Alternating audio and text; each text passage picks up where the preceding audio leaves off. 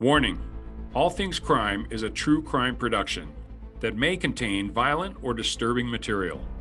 Viewer or listener discretion is advised. Hey guys, Jared here. You know, the old adage, better late than never, is definitely true for this episode. So I had a great discussion about the Bill Cosby case and the legal ramifications of everything that happened last summer with Bill Cosby getting out of prison and his conviction being vacated. So I hope you enjoy it, and we'll talk at you later.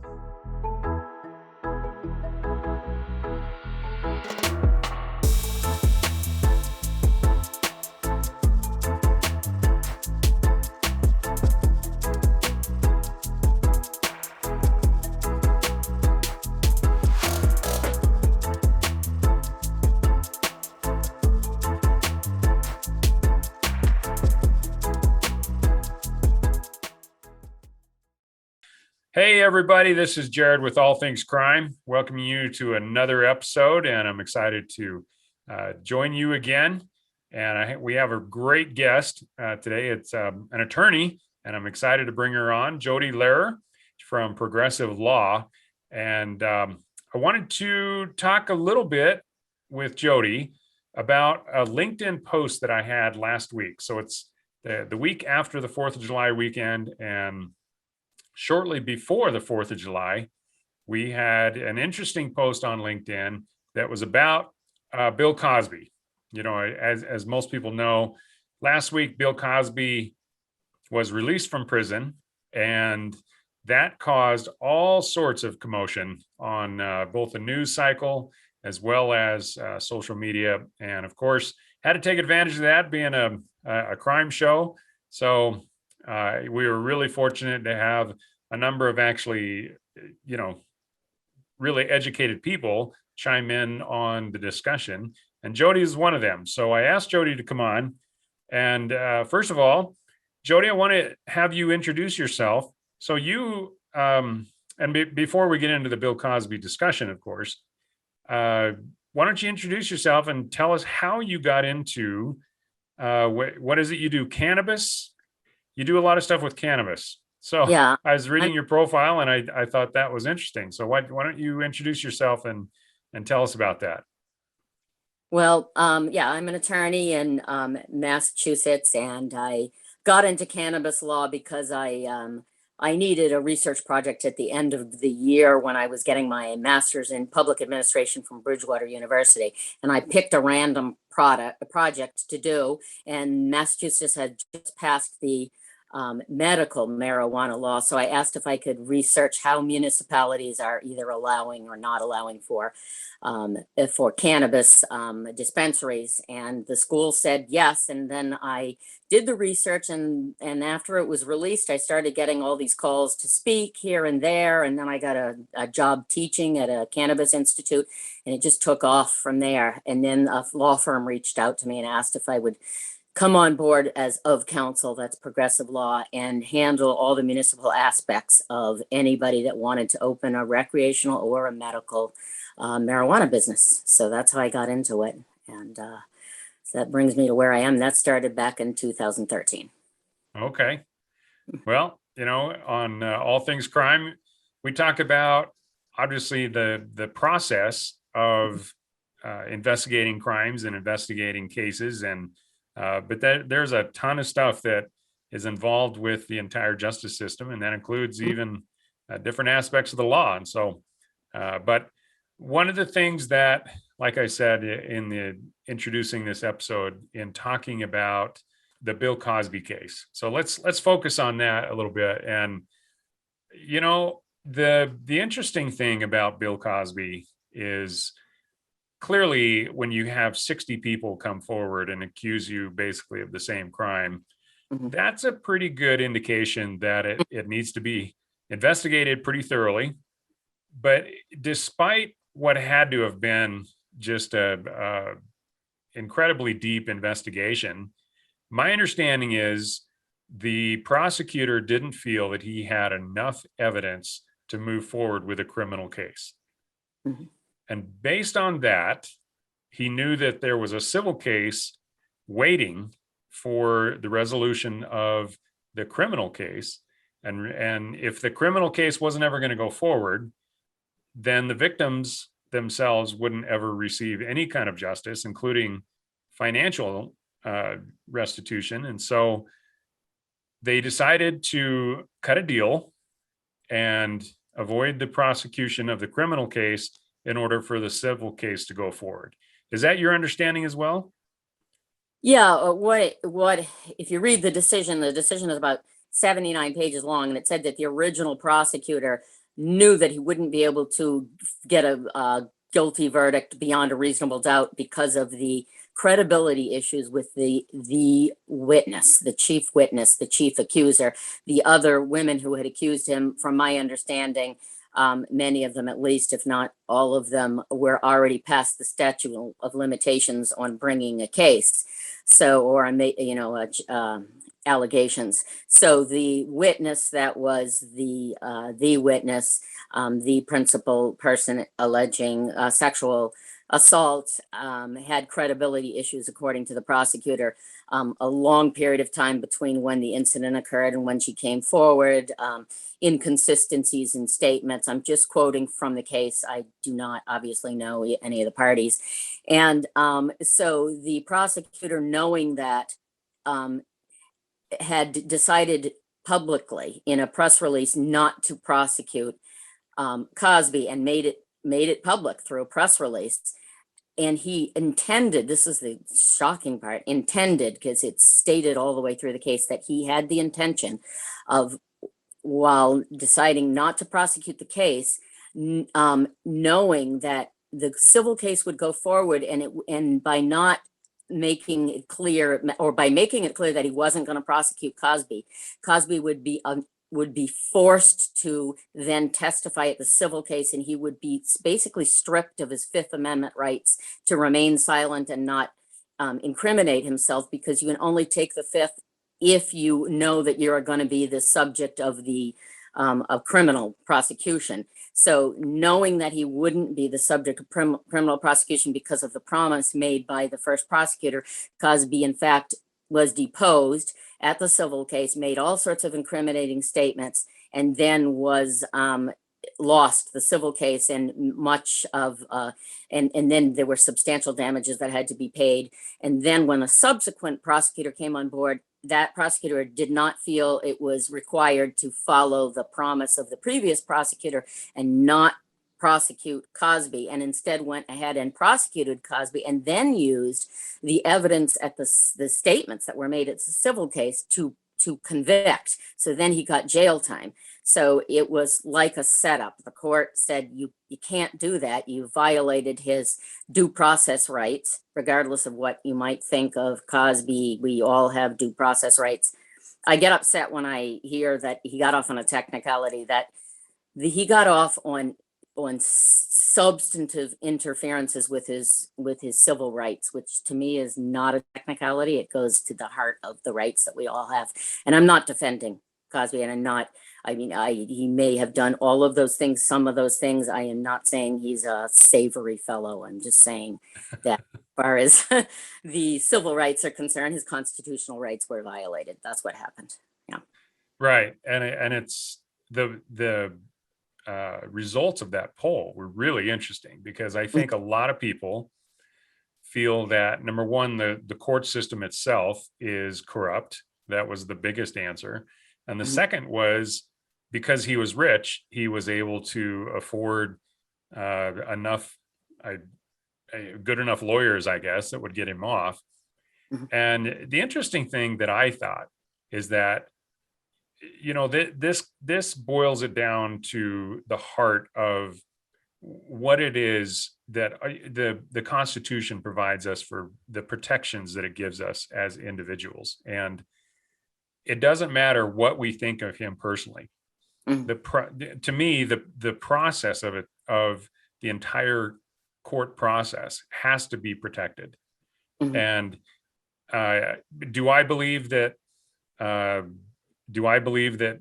Bill Cosby committed these crimes? Yeah. I mean, based on what I've seen, I don't have any actual proof. I I wasn't there for either the details of either the civil or the criminal case, but just based on what I've read, it seems pretty compelling. Mhm. But at the same time, you're right. His Fifth Amendment, you can't promise protection and Fifth Amendment on one side, and then once he is deposed in the civil side, go back and prosecuting. It's almost like double jeopardy, isn't it? Well, it's just not dishonest. He to his detriment, he relied on a public statement by a public official that he would not be prosecuted, and who then a successor of that prosecutor went back on the promise.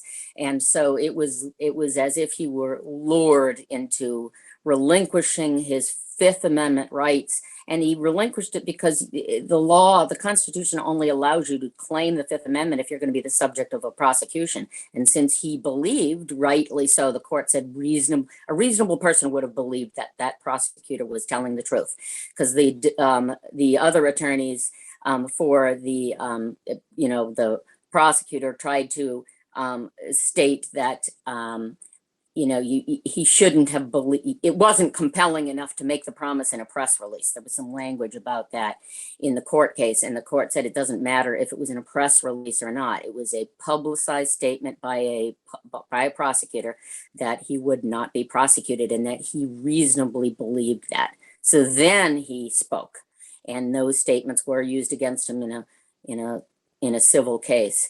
I don't know what the decision would have been if the subsequent prosecutor then decided to abide by the promise and didn't prosecute him. I'm not sure if there would be a case for him to, I don't think that there would be, contest the civil case where he was required to pay damages.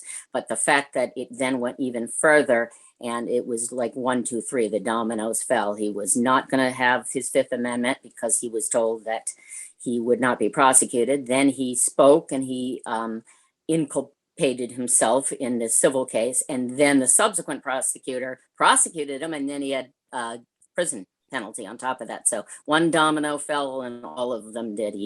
He had his rights compromised. Yeah, so interesting. Now, my understanding is if there are potentially civil damages, the criminal side of it has to be taken care of first. Is that correct? I don't know that is, I'm not sure that that's correct at all, but Okay. you're saying you think that the criminal side has to go first and then the civil side. Yeah, that's my understanding, and that's why the whole thing was getting caught up, and that's what kind of moved the prosecutor. He said, "Well, we don't have enough to move anything forward criminally, but if we don't, and if it just lingers on forever, then the civil case will never be able to move forward." He did say that if he could not move on the criminal case, the only way that he would be able to get sort of a satisfaction, for lack of a better term, for the plaintiff, for the complainant, for the woman who alleges sexual assault, would be to facilitate her being able to sue in a civil setting. So therefore, in order that Cosby would have to testify and not be able to claim Fifth Amendment rights, he would publicly say, "I'm not going to prosecute you, so therefore you don't have Fifth Amendment rights." And that's how it happened. Tell me, in your opinion, Mhm. of understanding this kind of stuff, on the legal side of it, what do you think would have happened had? Well, I'm trying to figure out how to really say this. So, well, let me ask this. There was one response that I found really interesting, that one gentleman that was responding to the post that I'd made on LinkedIn insisted that because the Pennsylvania Supreme Court had thrown out, basically vacated the guilty charge, that Bill Cosby wasn't not guilty, he was innocent. And in some ways that's kind of semantics, but in other ways that's actually important. Can you help us with defining that? Yeah, I remember the comment. I think he sort of said the opposite. I think he said that the fact that the conviction was overturned means that he's not guilty, but doesn't mean that he's innocent. I think this person was trying to make the point that I think it was similar to saying that he got off on a technicality, that he's guilty, but he got off and got away with it because of what happened with the prosecutor. That's kind of the way I interpreted that. I It was a lot, there was a lot of evidence. Now there's, a lot of, I read that the statute of limitations had run for the other complainants. Otherwise, they might have come forward, and even if there was question about the credibility of the complainant that did exist, maybe there wouldn't have been about the other ones, but some of the questions of credibility also go to the lag or lapse of time between the incidents and the time that people come forward. And that still, if I were a defense attorney, I would still bring that up, that no matter which of those, however many women there are that made those allegations, they took a long time to come forward. It does raise some questions. But as just a citizen, a woman, forget the lawyer part, I also think that it's hard to come forward in those cases. I think that the justice system often makes women who come forward look really bad when they make allegations about sexual assault. So I understand hesitancy. I was the victim of a sexual assault when I was very, very young. I was 8 years old, and there was no way a prosecutor would have made me look like I asked for it or anything, but they certainly would could make an adult look that way. So, Right.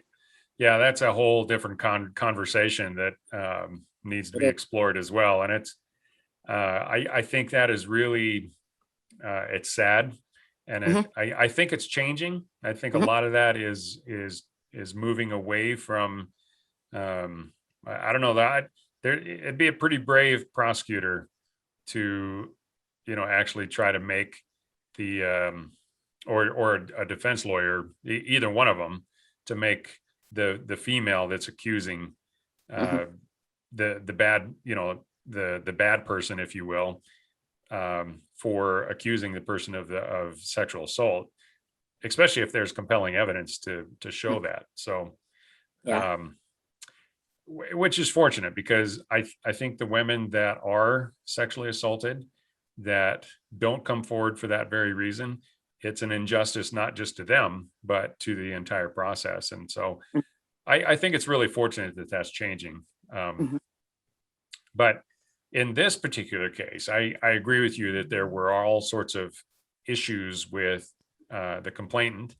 And again, not saying whether or not everything occurred, but in the court of law, and including someone who most likely committed these offenses, and it doesn't matter if that person is famous or if that person is wealthy, they still have rights. And the beyond a reasonable doubt is a standard that I think is that standard itself has to be protected as well. You can't just be putting people in jail because you don't like them. There has to be compelling evidence.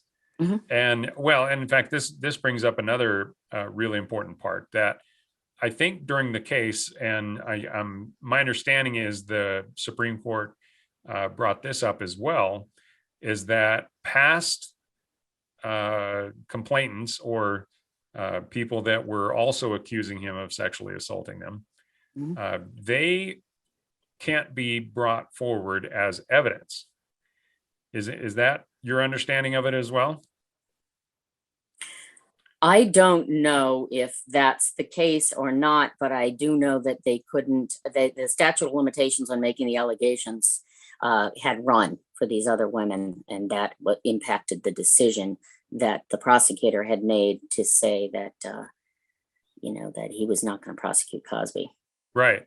But in the actual criminal case that was done after the civil case, they brought forward, I think, 5 other potential victims as kind of character witnesses, which was more character bashers in this case, because they were all against Cosby, and that they felt that that tainted the jury somewhat. But I've seen other cases. For example, there was a case here in Utah that the guy had just been out of prison for about 10 months.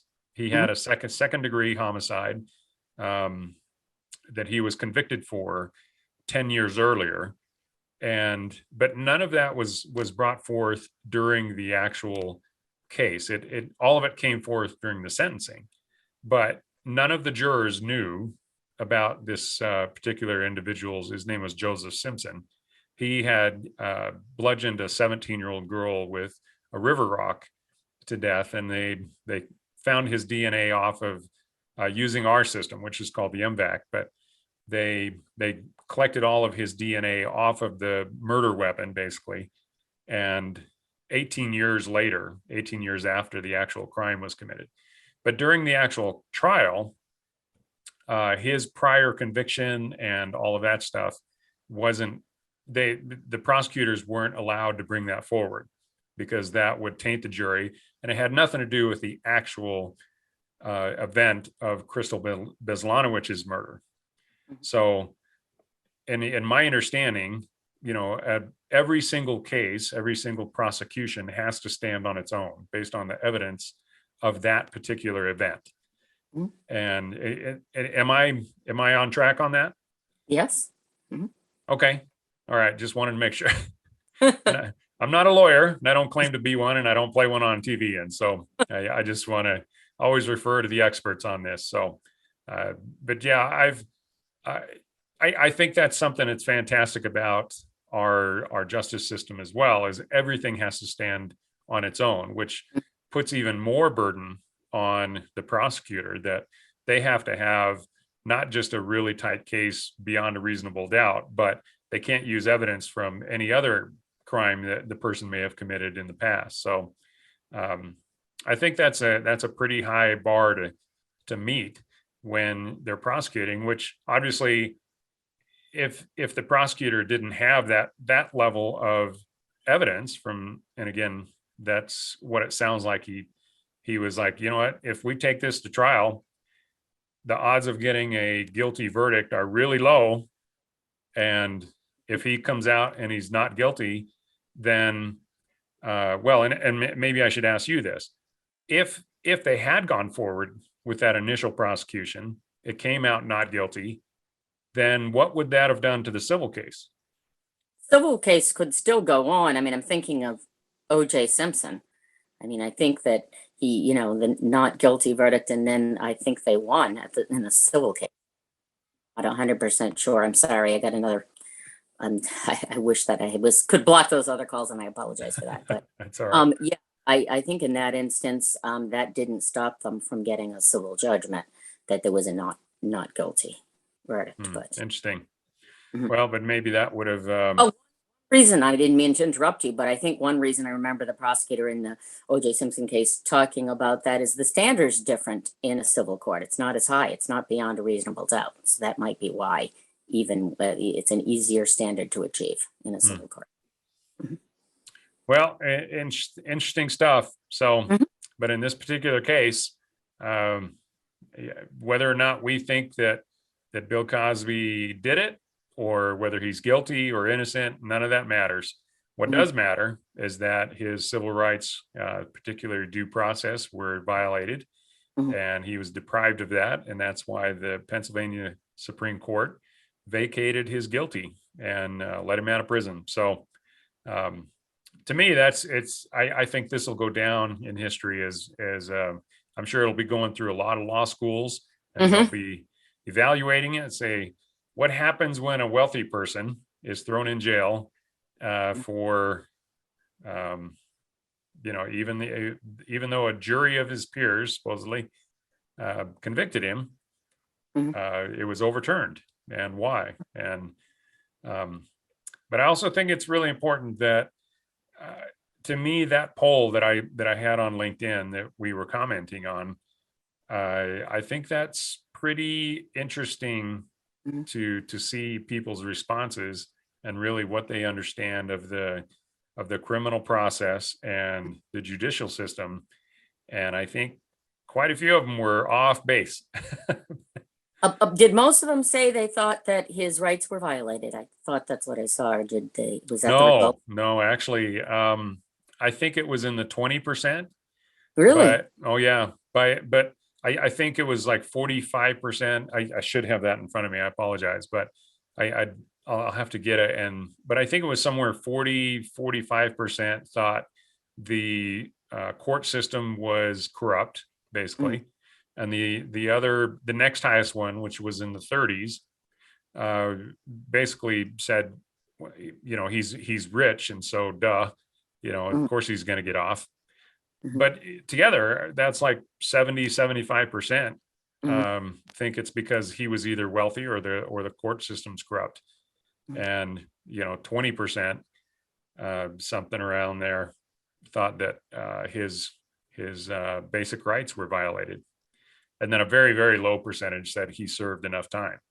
Mhm, So that was like 4% or something like that. So, mhm, but yeah, 20% actually got it right. And mhm. probably mostly lawyers. Well, I talked with friends today at work. I was talking with some friends, and none of whom were lawyers, and they all said, I was surprised. I said, "Do you know what that case is about?" And they all said that the prosecutor had lied, not that they thought that the criminal case was that the judicial system was corrupt, not that they thought that rich people get off, but they actually understood it. And I was actually surprised by the response. I said, "That's exactly right. That's exactly right." Okay. Well, the question, yeah, but I think some people forget that there's two prosecutors that are involved here. Right, right. And the first prosecutor, I think, was actually doing it right. He was doing what he thought was best for the victims, Mhm, which was moving the civil case forward. And then the second one came along, and I think he's the one that, and I'm assuming it was a he, but mhm. he was the one that, I think the yeah. second one was she and the first one was a he, but I do think Oh, that I think it was I think the second one was the one that the court was saying should have followed the promise that was made by the first one. I think you're right about that. yeah, that second prosecutor, I don't know if it's being just overzealous Mhm, or got wrapped up into the Me Too movement, or what required that, mhm. or compelled her to move things forward. But yeah, using a civil deposition in to go backwards and use that in the criminal case. Clearly, the Pennsylvania Supreme Court didn't like that, so threw it Mhm. all away. So, anything else you think we're missing about the case? No, it's very interesting though, and yeah, I appreciate being able to talk about it. I like to hear other people talk about it, and I just wanted to clarify for the record. Um, so sorry about this. I've got to figure out how to stop these phone calls in the middle of doing this, and I am not that technologically savvy. But I just wanted to clarify when you mentioned progressive law that I'm of counsel. I'm not a partner or anything there. So just had Oh, to throw okay. legal disclaimer. Yeah. Well, but being a part of a good law firm is in Mhm. any capacity is always good. So, Thank well, you. hey, Jody, I appreciate you coming on. It's Thank been an interesting discussion, and I appreciate the clarification. Thank you very much.